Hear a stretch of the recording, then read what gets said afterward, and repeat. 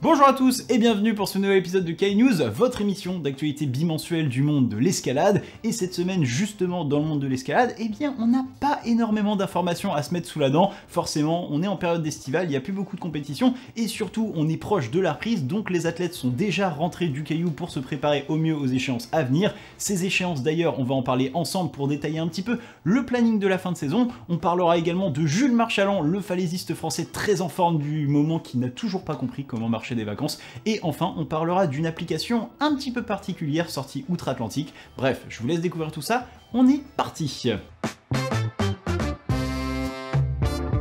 News numéro 1, il y a un mois, on parlait du flash le plus difficile jamais réalisé en escalade de bloc, avec la performance de l'allemand Yannick Floé sur Foundations Edge, un nouveau palier que l'on attendait depuis presque 14 ans, et le flash d'un 8B+, par Daniel Woods en 2011. Et bien, en cette fin août, soit seulement un mois plus tard, le français Jules Marchal vient de réitérer la performance en flashant le bloc Power of Now direct, également 8C sur le site de Magic Wood. Le français devient donc le deuxième grimpeur au classement de la longue liste des flashs les plus difficiles du monde après l'allemand, une ascension qui fait de lui à seulement 24 ans un véritable monstre. Ah, c'est pas moi qui le dis, c'est lui. Oh putain de monstre. Et il dit pas que ça d'ailleurs. Yeah, oh je l'ai massacré. Ah, oh comme c'était bien. Oh ça. Oh je suis refait ça. Oh là là. Enfin bref, comme vous venez de le voir, la vidéo de l'enchaînement est déjà en ligne sur la chaîne YouTube de Melo, une vidéo qui montre un bloc avec une escalade de panneaux, comme on le dit souvent en grimpe, c'est-à-dire de très grands mouvements lointains sur de bonnes prises, comme on peut en retrouver sur la fameuse Kilterboard. Ou comme j'appelle ça, une fâcheuse tendance à la tendinopathie.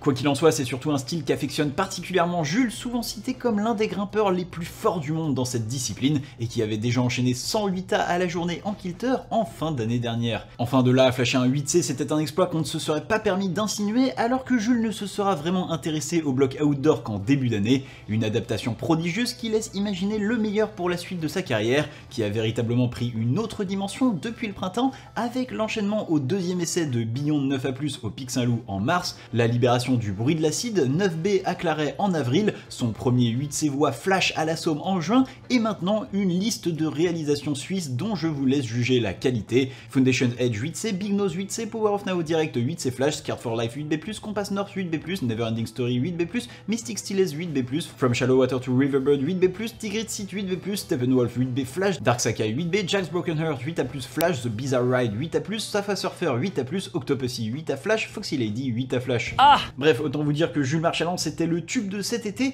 un tube qu'on espère maintenant voir conquérir le monde pour devenir légende, une légende dont le poids des mots résonneront dans l'histoire, car si en faisant plier la Gaule, Jules César inscrivait Veni Vidi Vici, c'est en faisant plier la roche que Jules Marchal s'écria « Oh comme c'était bien !» News numéro 2, une news assez insolite maintenant. Aux États-Unis, une nouvelle application mobile, Tip Your Setter, vient d'être publiée avec un but, permettre aux grimpeurs de laisser un pourboire aux ouvreurs de voies ou de blocs en salle. Ça vous paraît bizarre? Moi aussi.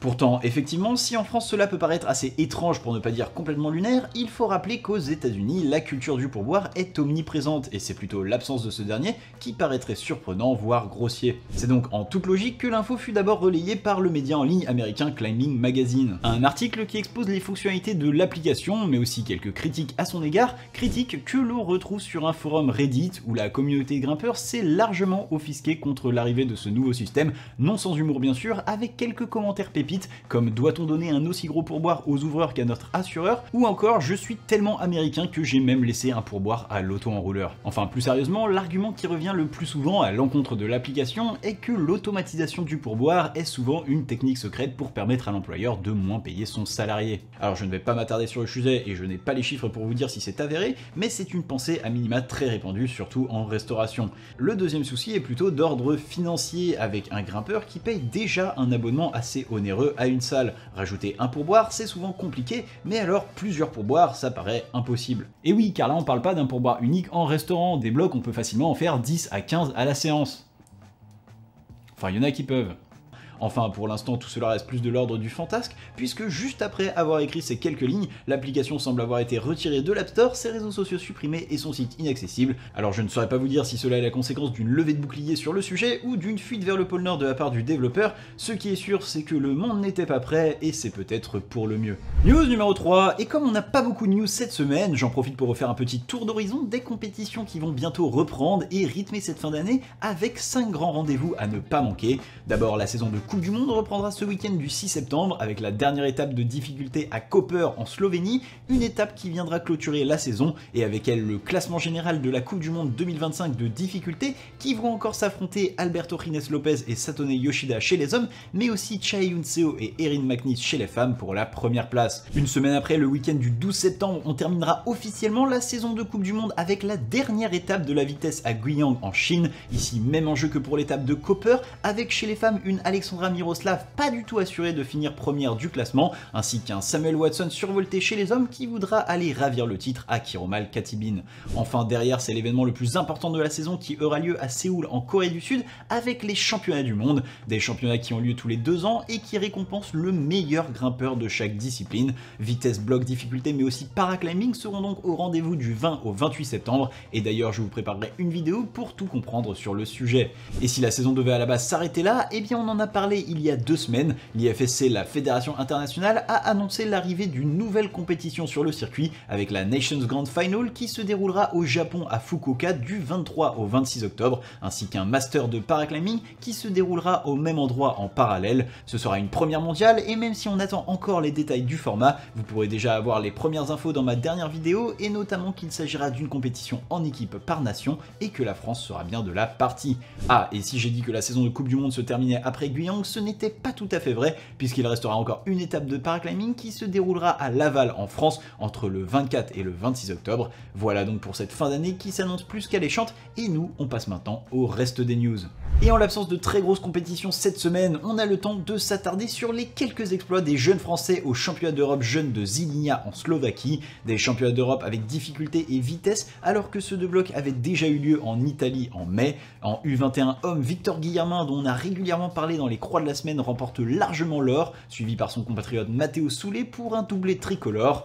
En U19 homme, Akian Etchar s'offre lui l'argent à égalité de points avec le vainqueur, l'allemand Luka Nundel, mais derrière au classement des demi-finales. Toujours en U19, Louise Pouech Yazid termine son bel été avec une nouvelle médaille de bronze après celle obtenue au championnat du monde jeune, alors qu'en U17, Hippolyte Villanova et Swan Lamblin-Burguet montent eux aussi sur le podium avec le bronze chez les hommes pour Hippolyte et l'argent pour Swan. En vitesse U21, c'est également un très beau titre pour le français Jérôme Morel qui s'offre même un temps de 5,21 pendant la compétition, de quoi ne pas rougir même en senior alors qu'on le rappelle, cette marque était encore le record du monde il y a 3 ans.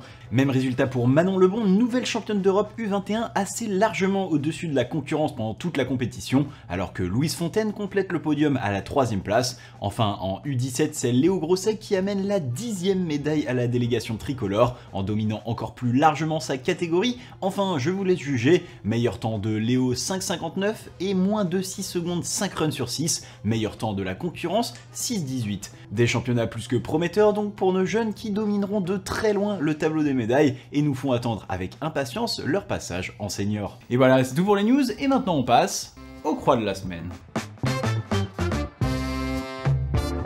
Et on commence avec la croix de la semaine. Lors de la dernière émission, le Suisse Dylan Schua enchaînait un 9B/+ avec Move à Flattenger. Et bien la semaine dernière, l'allemand Yannick Floé aura presque fait aussi bien avec Rastaman Vibration 9B/+ à Séuse en France. Une voix toute jeune libérée par l'allemand Alex Megos en 2022 et répétée donc pour la première fois aujourd'hui par son compatriote allemand. D'ailleurs Alex, Yannick le connaît bien et c'est pour ça qu'il propose une légère recote de la voix qui pour lui vaudrait plutôt 9B/+ en disant qu'Alex ne se rend souvent pas compte à quel point il est fort. D'ailleurs là où Alex décrivait la deuxième partie de la voix comme un 8C+, Yannick donne plutôt la définition d'un 9A avec au bout un bloc en 8A+.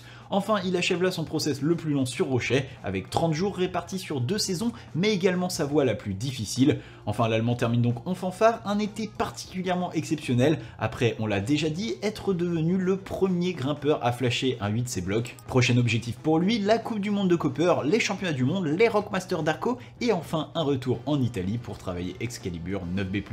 Et on continue en France maintenant à Briançon où l'Autrichienne Eva Hammelmöller vient de passer quelques semaines et réaliser notamment l'enchaînement de la prophétie des grenouilles 9A et qu'elle voit pour la taulière des croix de la semaine alors qu'elle partage sur son compte Instagram un extrait de l'enchaînement et un mouvement de 360 degrés dans un toit, de quoi rappeler quelques compétitions sur résine mais sur rocher, un rêve qu'elle aura finalisé en 3 jours après avoir déjà enchaîné une arquée pour le cricket, un 8C partageant ses quelques premières dégaines avec la prophétie des grenouilles. Au passage elle en profite pour écrire tout son amour pour la France, que ce soit pour sa, je cite, nature magnifique, les lacs infinis, les boulangeries ou la langue. Pour ça on la remercie et surtout pour que ça continue, on lui souhaite de ne jamais rentrer dans le RER A le matin à 7h30.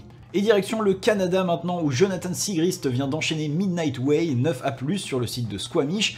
Un bel enchaînement tout en réglette qui arrive à point nommé pour fêter les 40 ans du grimpeur américain. Et le moins qu'on puisse dire c'est qu'à 40 ans, la vieillesse semble encore bien loin de toucher Jonathan, alors que celui-ci a encore enchaîné des monuments cette année, que ce soit avec Erebor 9B, l'une des voies les plus difficiles de sa carrière, ou encore Hard Twisted, une autre 9A+. Avec Midnight, il inscrit là sa 90e voie dans le 9e degré. Bref, on lui souhaite encore de très belles années devant lui. Et on continue en Norvège à Flatanger où Alex Megos, l'un des grimpeurs les plus forts du monde, vient d'enchaîner successivement 2 pépites de la grotte avec Kangaroo's Lime 9A+, et Iron Curtain 9A+/B. Et oui, depuis maintenant 3 semaines, l'Allemand est à Flatanger non pas pour les voies citées précédemment, mais bien pour un objectif encore plus costaud, Big 9C, libéré par Jakob Schubert il y a 2 ans. Car s'il ne fait aucun doute qu'Alex joue à armes égales avec les mastodontes de la grimpe en falaise comme l'Autrichien ou encore Adam Ondra, il lui manque encore un 9C à son actif. Enfin ce ne sera évidemment pas pour ce trip, surtout avec une météo très peu favorable à l'Allemand qui a dû migrer vers le site de Hell près de Trondheim pour continuer à grimper. Juste avant cela il aura tout de même enchaîné Kangaroo's Lime 9A+, avant de revenir à Flatanger sur les derniers jours et d'enchaîner Iron Curtain.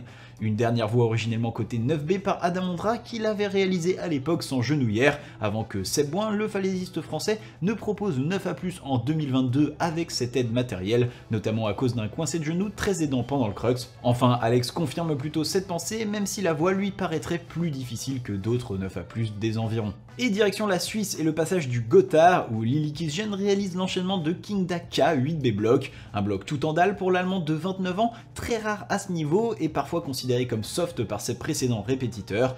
Pour Lily, cela s'explique notamment par une différence morphologique au niveau de l'inversé qui favorise les grands gabarits. Pour elle en tout cas cela valait bien 8B, son premier dans la cotation, avec durant la même session l'enchaînement de The Witch 8A+, pour la petite cerise sur le gâteau. Et on termine enfin avec le grimpeur Solomon Campbell qui libère le bloc The Trident 8C+, sur le site de Trewetet au sud-ouest de l'Angleterre, un bloc qu'il décrit comme le plus difficile qu'il ait jamais grimpé, même s'il avait déjà un 8C+ à son actif avec Isles of Wonder, site start réalisé en 2024, mais une libération a toujours une saveur différente, surtout lorsqu'on l'accomplit sur son spot préféré. En effet, Solomon connaît bien l'endroit et même particulièrement bien ce caillou. Après avoir réussi le départ debout de sa nouvelle ligne en 8A+, il y a 3 ou 4 ans, il avait déjà pu ajouter le départ assis sortant un peu plus à droite et créant la ligne Poseidon Wraith en 8C un an plus tard. Enfin, il ne lui restait plus qu'à assembler les dernières pièces, ce qui lui aura pris tout de même 2 autres saisons, un peu long pour un puzzle, on vous l'accorde, mais avec le succès au bout, et c'est bien là le principal. Et voilà, cet épisode est maintenant terminé. Comme d'habitude, j'espère qu'il vous aura plu. Si c'est le cas, vous connaissez la rengaine, n'hésitez pas à liker la vidéo, vous abonner, commenter, venez nous rejoindre sur le Discord, très actif en ce moment. En plus ça va être la reprise des compétitions, donc on va faire plein de pronostics, de choses comme ça va être super. N'hésitez pas non plus à aller nous soutenir financièrement sur notre page Tipeee, ça nous aide beaucoup. Et sur ce, moi je vous dis à la prochaine. Tchuss!